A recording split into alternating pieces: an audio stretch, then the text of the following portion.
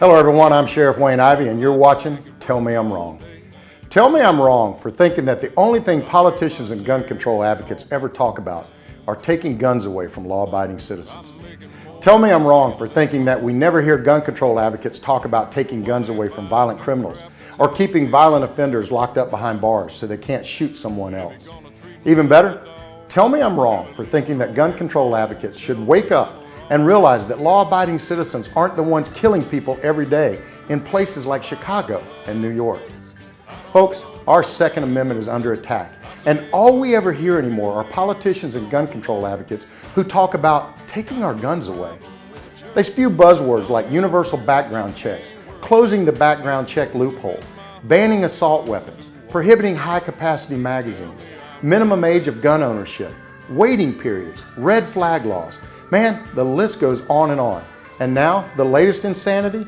Allowing gun manufacturers to be sued for the actions criminals take.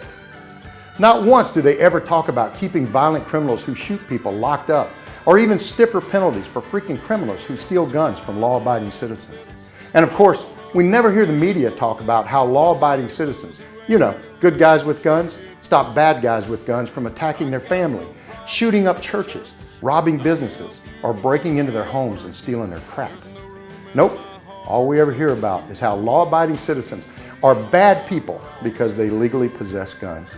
So with that in mind, let's analyze what gun control advocates think will help fix the problem of bad people using guns to commit violence.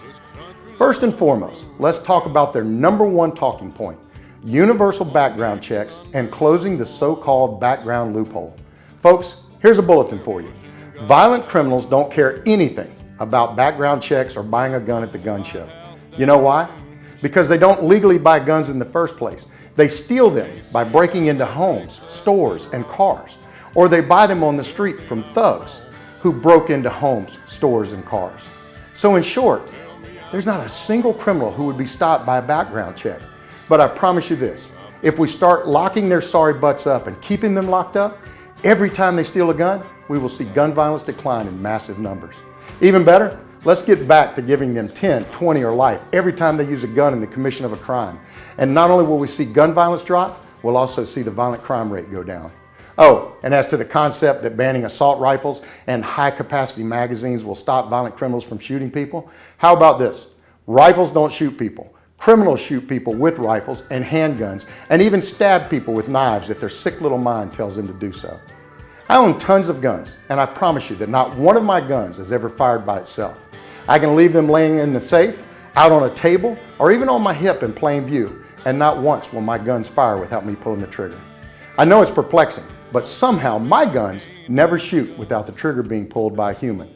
So it's not the gun who commits an act of violence, it's the person with the gun who makes it do harm to others.